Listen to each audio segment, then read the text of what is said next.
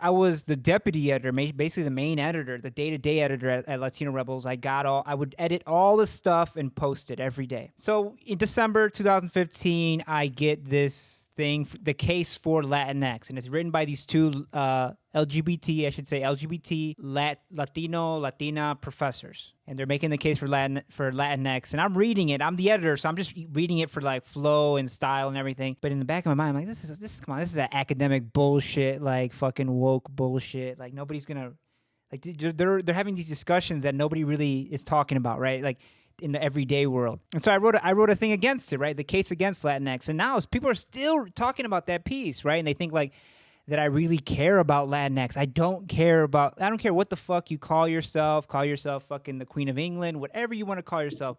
But don't say that if I don't adopt what you're doing, then I'm wrong, then I'm against progress, then I'm closed-minded. It's funny that they're called liberals, but then they want to control what you say, what you think, what you blah blah blah. And if you're not that, like somebody just wrote, Cesar Vargas just wrote on Latino Rebels, like, you know, get your family and get the fuck out of here, you homophobic, misogynist. Like, dude, like, I thought you're supposed to be freedom loving and inclusive and kumbaya, like, you know. But anyways, so I got interviewed for the Time, from Time magazine. Somebody wanted to get, I guess, the opposite view, and I posted it. And well, first of all, before we start, tell everybody what you do. First off, my name's Julian. I served in the Marine Corps for 8 years. Right now I'm in education, and I'm also a grad student, so I'm doing my graduate program in special education. And so I posted the thing about Time. And why don't you tell me what you told me? And this is the whole reason I decided to bring you on. Well, it all started with having, pretty much return kind of like back to work seminars and just different talks, and how the term Latinx started being thrown around, which I don't think is the proper way, or just the way they were using it and the way they want to kind of implement it into this like education system. Yeah. Knowing that we do have a couple schools in our district that I would say are about 50% Latinos. We have a couple schools that primarily serve the Latino community. Yeah. So I don't think, first off, the way that they're using it or the way they want to bring it in, it correlates, or it even, I would say the parents, the students. I think you said something about them mandating that the word Latinos, when referring to Latinos, will be changed to Latinx. Well, yeah, they want to start pushing it where we're actually using Latinx versus Latino, Latina. I don't think our student population actually even identifies with Latinx. It's hard enough for them to identify as either Latino, Hispanic. Most people know that Latinos identify by the country of origin. Right. For example, myself, I don't say I'm Latino or Hispanic. I say I'm Mexican. People are going to say, oh, well, why do you care about Latinx? It's not being forced on anybody. One, as a writer, as somebody in media, it's being forced on me. I've written pieces where I use Latino, Latinas, Latinos, and my editor, to be PC, will change it. Won't even tell me, right? They'll publish it, and all the instances of Latinos will be changed to Latinx, or from Latino to be changed to Latinx. I don't really care, but it's annoying, you know, especially when I think words don't have the power that people think that it does, right? They think they're getting rid of machismo and homophobia and transphobia by changing the O and A to an X, and it's silly, you know, and then you're making me seem like I'm that's the thing that I don't like, right? You're making me seem like I'm adopting it, and I'm not. That's like if you wrote Latinx, if somebody wrote Latinx and I'm an editor and I change it to Latinos. I don't do that. If you write Latinx on a submission, I leave it as is, because if that's what the word you want to use, you leave it as is. I'm not going to edit your pieces for my own political reasons, right? Whatever terms you use is up to you. But it's not the other way around with these people. Like if I go to use Latinos, they're going to change to Latinx. So in these conversations, let's get back to these conversations. What are the talks? What are they saying about, okay, we're going to start using Latinx? How do they bring it up? I would just, when like directing conversation or directing points to the staff, when we had like staff meetings, that instead of using Latino, Latina, they will bring up Latinx and to substitute it just the way you just mentioned it. It's like, you could say Latino, Latina, they substitute it with the X. It's a way of like pushing it or start implementing it where like, it's kind of like if you use the A or the O, it's like frowned upon. Not even frowned upon. You're seen as like reactionary. You're seen as a Trump supporter. I don't know what your voting is, but you're seen as like somebody who's against LGBT rights, against women's rights, like, and it's like, dude, we're talking about a vow here, you know? And in 10 years, 20 years, you know, we went from Hispanic to Latino to now Latinx. In 20 years, it's going to be something else. It's funny how you bring up like LGBTQ. I have a couple friends, like, yes, they're gay, they're trans, they're lesbians, etc. Right. And so even do like I. my trans friends, they identify as Latinas.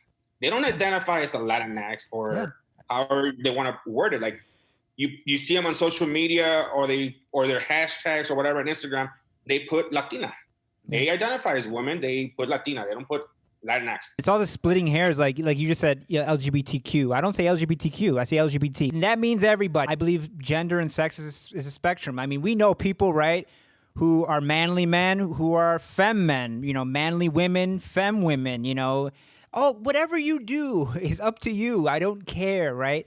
But it's this whole splitting hairs, like, well, I'm the third Q in LGBTQQQQ. Like, dude, like there's bigger issues going on, right? Especially with the election, especially with climate, you know, we can go on and on. The word you use to label yourself, that's not who you are. You're not that label. Maybe we haven't argued that, our side, but that's what we're arguing. Like this whole X, you're not the X, you're not the O, you're not the A, you're not Latino. Yes, you can describe yourself as certain things, but that's not who you are. You're deeper than that. You're more than that. I think, like you said, that the terminology or the way you identify yourself, it comes down to the government. Even the government is trying to segregate us. And we're falling for it. Oh, absolutely. So just the labels, it's a way of segregating us and separating us. Yeah. And if you go back to when the census, for example, Latino, Hispanic, all these things, these were ways of the census keeping tabs on everybody.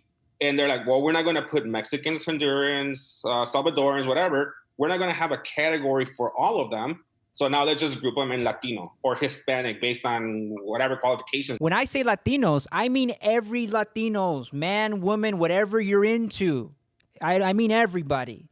And it's them. They're narrow-minded. To them, Latino is a man. It's funny how we're being called closed-minded and we're fighting against them because they're narrow. Because, oh no, it's the O. The O means this, and the A means that, and the X means this.